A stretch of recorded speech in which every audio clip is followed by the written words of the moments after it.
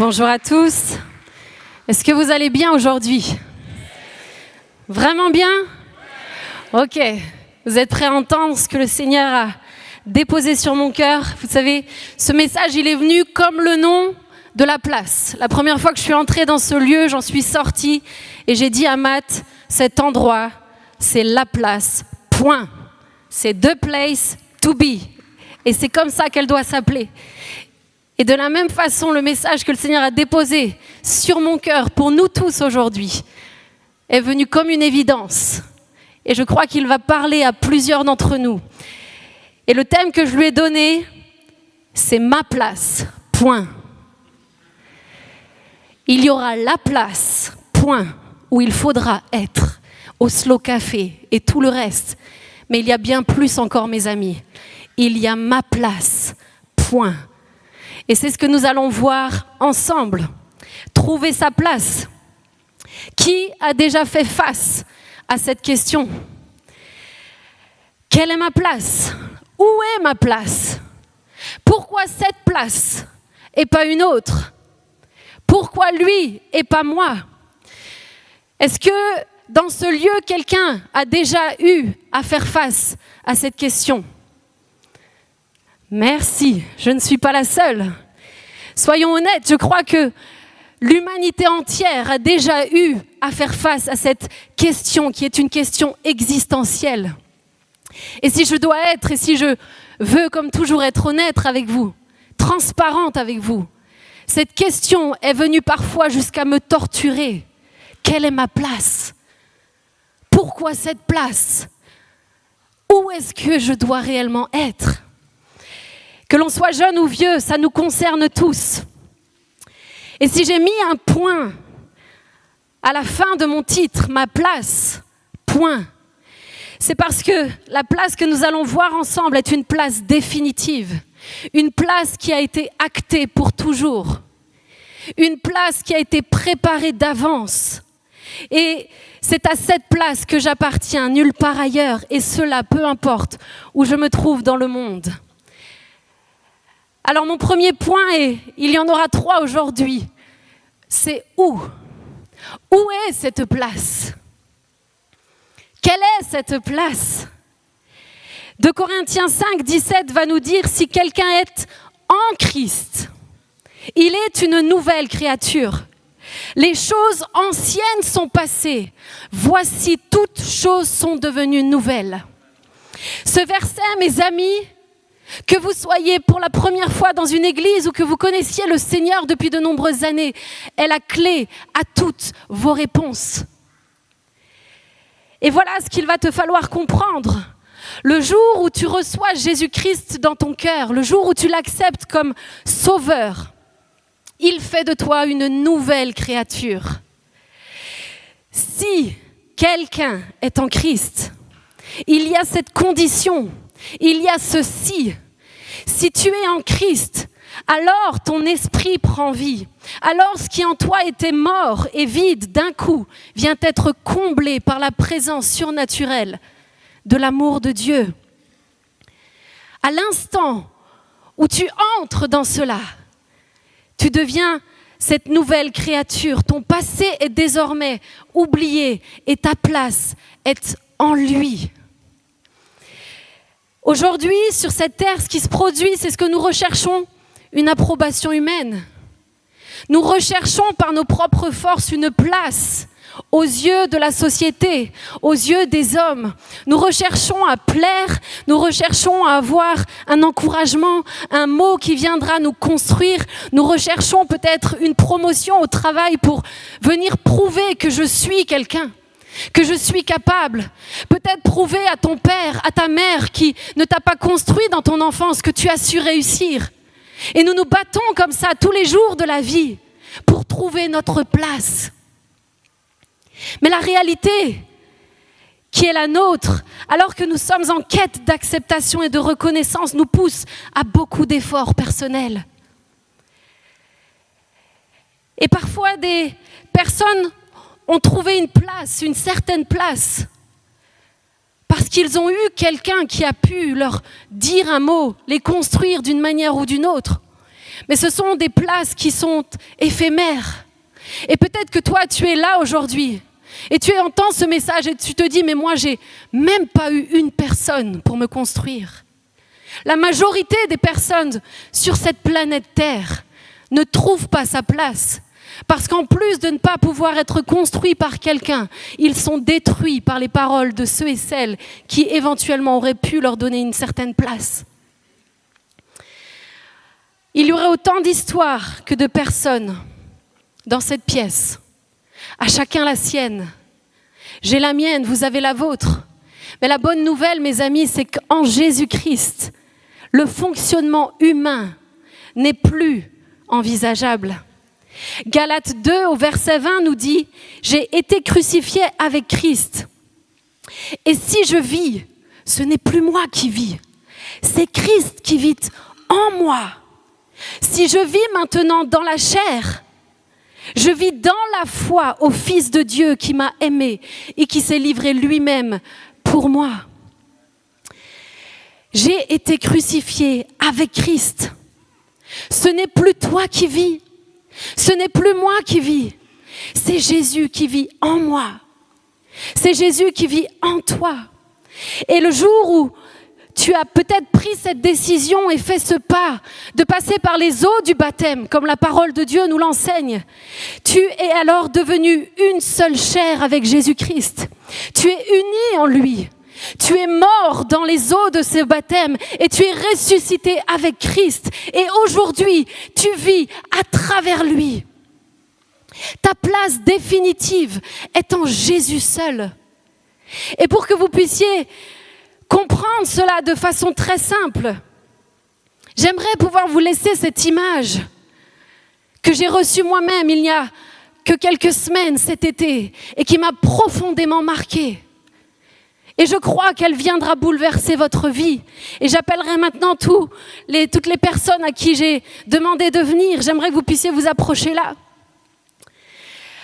Le Proverbe 18 nous dit que le nom de l'Éternel est une tour forte.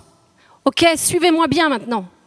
Le juste s'y réfugie et se trouve en sûreté. D'accord ? Le nom de l'Éternel est une tour forte. Et aujourd'hui, cette tour forte représente Jésus-Christ. Formez la tour, s'il vous plaît. On s'est entraîné pourtant avant, hein ? Ok ? À l'époque, les hommes et les femmes qui voulaient fuir leur ennemi allaient dans des tours fortifiées, dans des donjons pour être protégés de leur ennemi. Quand venaient les flèches, quand venaient les canons, quand venaient les choses, les gens se réfugiaient à l'intérieur d'une tour. Pas maintenant. Non, mais Yannick, oh là, je suis désolée. Écoutez, non mais en plus tu fais tout, là tu gâches la surprise. Ok, on reste concentré. La tour forte était un lieu où nous venions nous abriter. Et la Bible nous déclare que Jésus est cette tour forte. Et désormais, alors que je suis en Jésus-Christ, j'entre dans cette tour fortifiée. Ma place est en Jésus-Christ et la tour est une tour large. Vous pouvez vous écarter. J'aimerais vous dire aujourd'hui que lorsque vous êtes en Jésus-Christ, vous êtes à l'abri. Et le diable qui se trouve là-bas aura beau envoyer ses flèches, il aura beau envoyer les boulets de canon, il aura beau envoyer les découragements, il aura beau envoyer les accusations, il aura beau envoyer le mensonge, il aura beau envoyer contre vous toutes sortes de calomnies, toutes sortes de condamnations. Vous savez, cette petite voix, vous savez... Le diable, lorsque nous sommes en Jésus, lorsque nous sommes à l'intérieur de cette tour, vous savez ce que c'est cette petite voix qui vient continuellement vous rappeler ce que vous n'êtes pas? Cette petite voix qui continuellement vient vous dire condamnation. Regarde ce que tu as fait hier. Et pourquoi Dieu permet telle situation dans ta vie? Pourquoi aujourd'hui telle maladie? Pourquoi aujourd'hui tel départ? Pourquoi aujourd'hui tu oses venir te présenter dans la présence de Dieu alors qu'hier tu étais dans le péché? Alors qu'hier tu disais ceci? Alors qu'hier tu disais cela? Toutes ces choses, toutes ces pensées qui sont là, dans votre cœur et dans votre tête au moment où je vous parle, sont des traits enflammés du malin qui n'ont aucun pouvoir si vous êtes en Jésus-Christ. Lorsque vous êtes dans la tour forte, il ne peut pas vous atteindre. Mais à partir du moment où vous sortez de cet endroit-là, alors viennent les accusations, alors vient le mensonge, et là vous êtes une cible exposée. Et le problème, c'est que bien souvent, nous restons près de Jésus. Nous sommes peut-être même à 2 millimètres de Jésus, mais nous ne sommes pas en Jésus. Or, la parole de Dieu nous indique qu'aujourd'hui, notre place est en Jésus-Christ. Et lorsque tu te trouves là, rien ni personne ne peut t'atteindre. Amen. Merci. Les amis, laissez-moi vous dire qu'aujourd'hui, si vous faites face à la condamnation, qu'aujourd'hui, si vous faites face au mensonge, qu'aujourd'hui, si vous faites continuellement face dans votre vie à l'accusateur, qu'aujourd'hui, si vous êtes sous le poids de la condamnation en continu, c'est parce que vous êtes encore en dehors de la tour. Mais la bonne nouvelle, c'est qu'il est possible aujourd'hui d'y entrer. Il n'y a qu'un seul pas à faire. Il n'y a qu'une seule réalité, c'est de faire le pas et de revenir à ta place, à celle qui est actée depuis le temps où Jésus-Christ est mort à la croix pour toi et moi.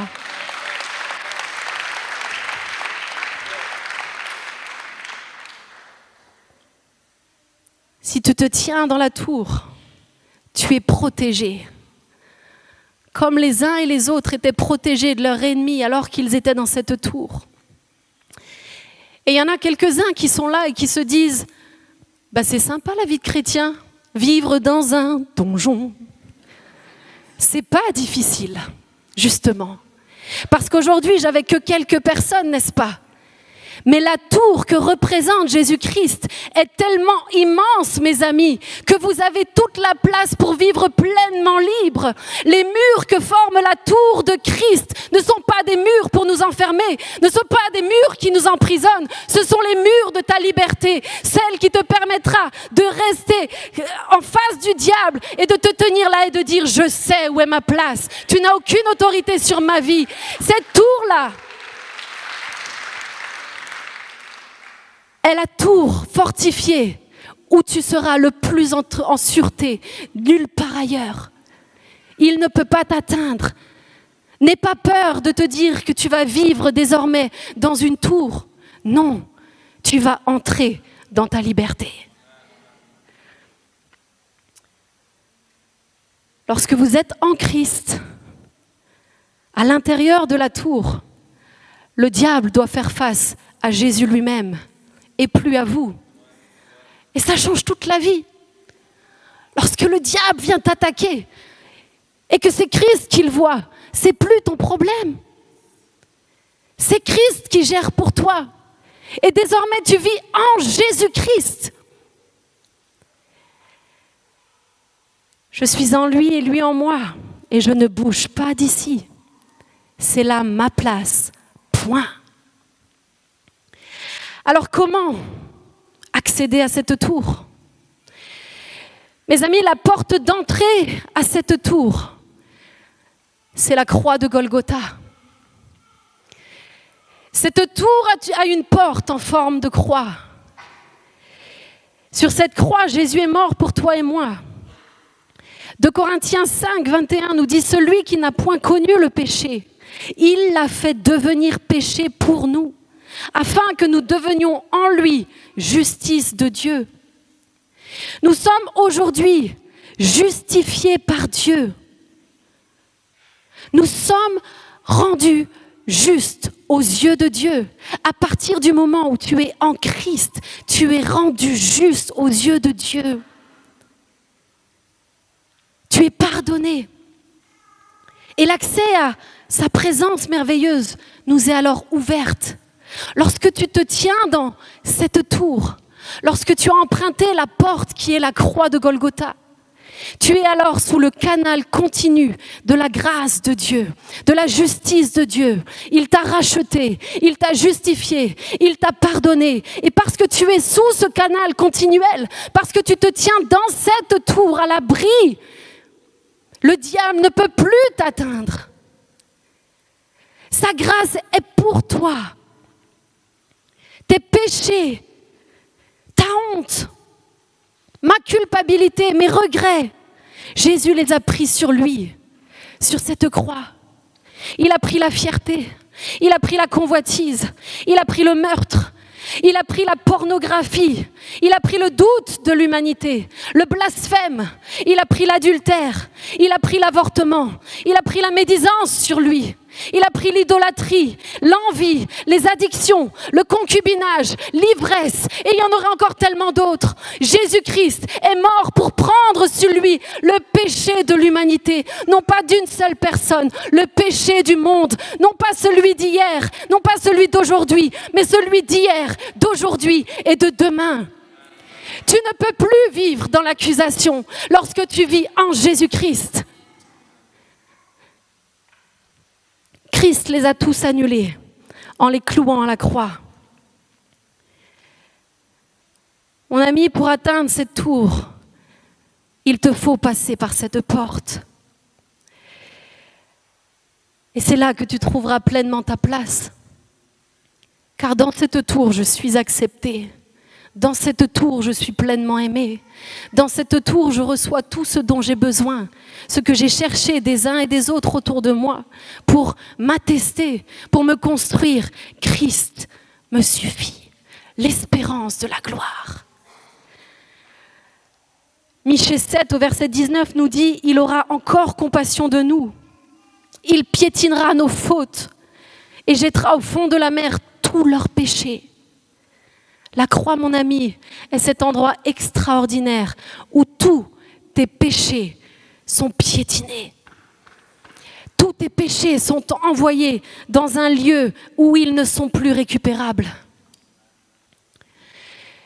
La grâce de Dieu est cet océan et cette mer qui vient couvrir toutes nos fautes.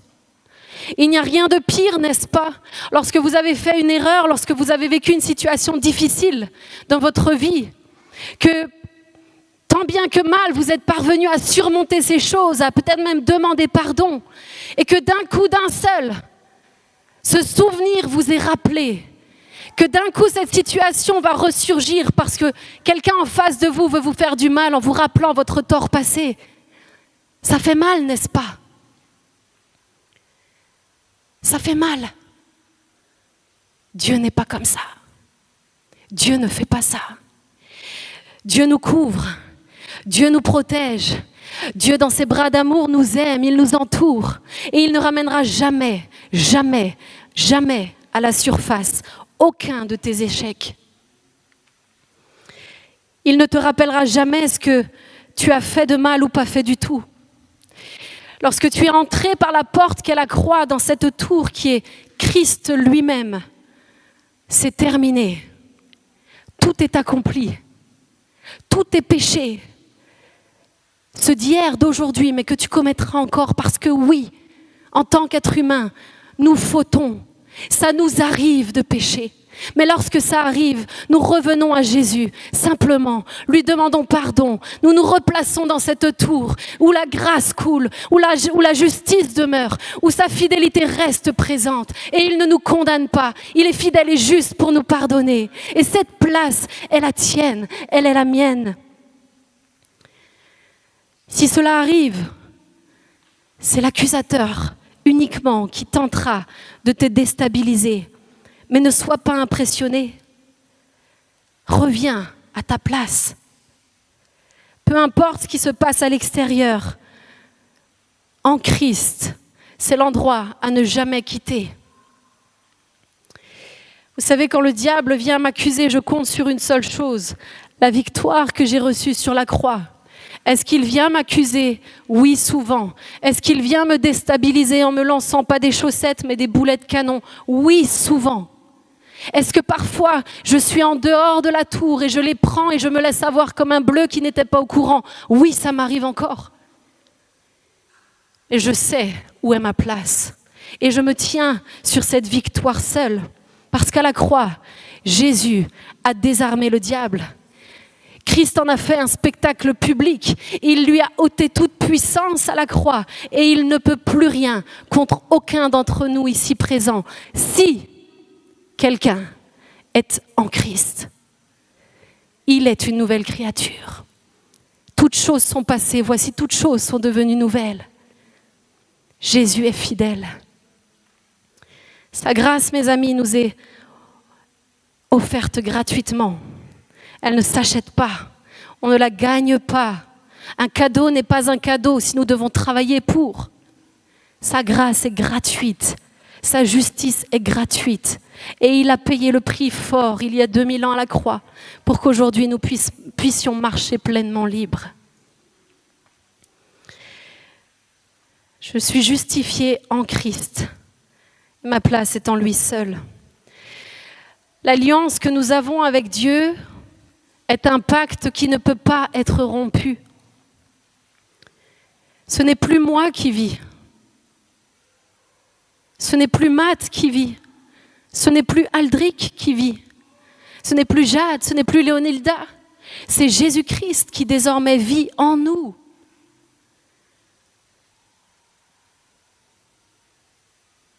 Sa fidélité, mes amis, reste présente, même lorsque nous sommes infidèles, parce que Dieu ne peut pas se renier lui-même. Lorsqu'il a donné sa grâce, il l'a donnée une fois pour toutes. Et ce n'est pas là le thème de mon message, mais lorsque tu découvres pleinement sa grâce, lorsque tu sais quelle est ta place, lorsque tu sais quel est l'amour infini qui se trouve dans cette tour forte qui est Jésus-Christ, tu as tout sauf envie de pécher. C'est pas que tu te forces, c'est pas que tu dois le faire.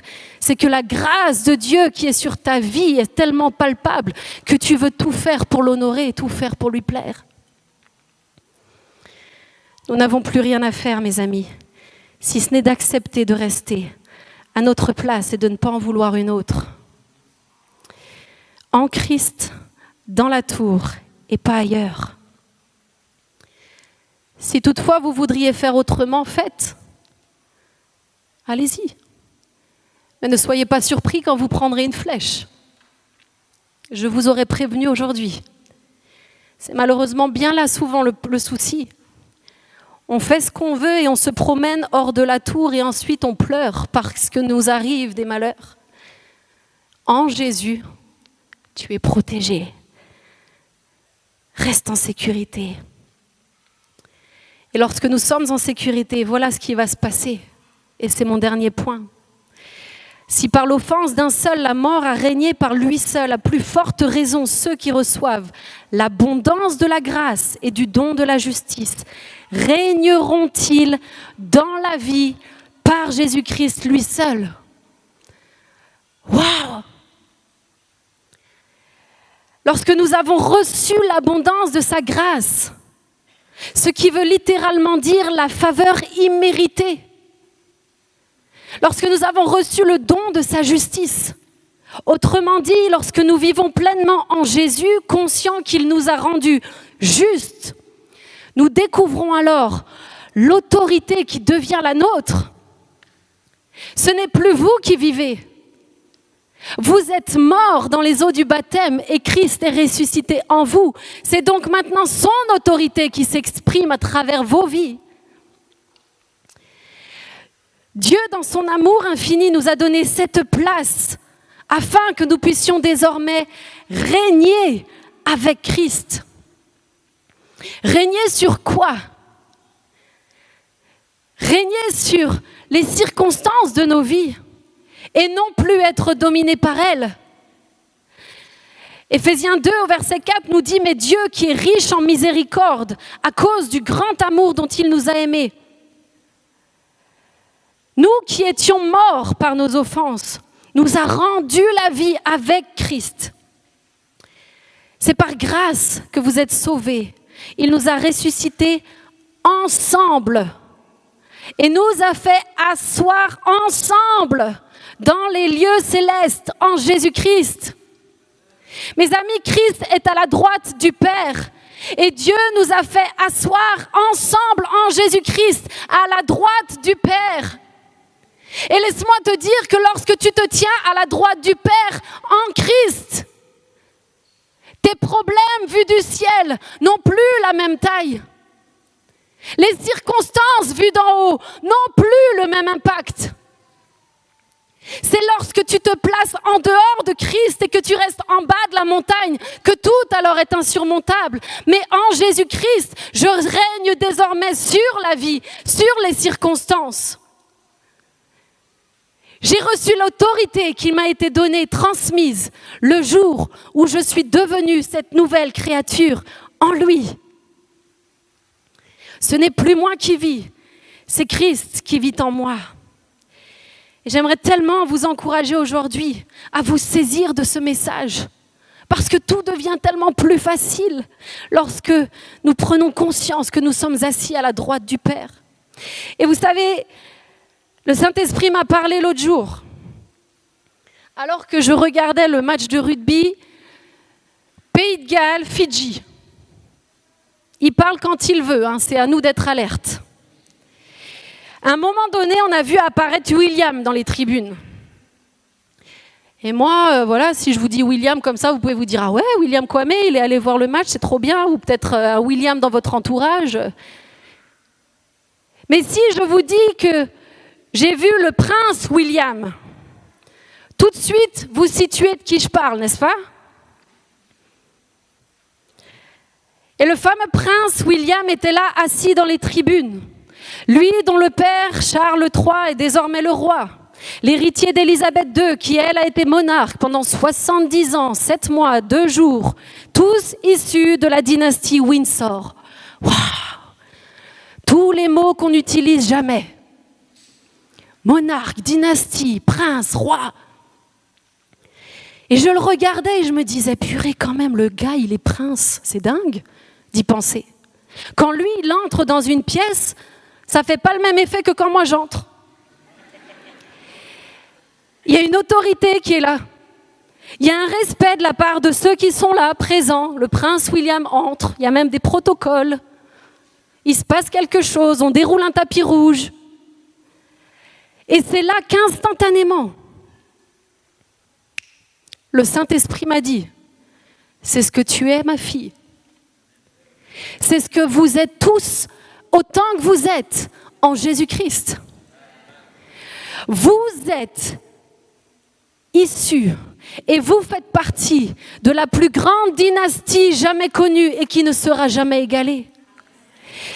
Mes amis, notre Père céleste, le Dieu souverain, n'est pas juste le roi d'Angleterre ou de je ne sais quel Commonwealth ou je ne sais quoi.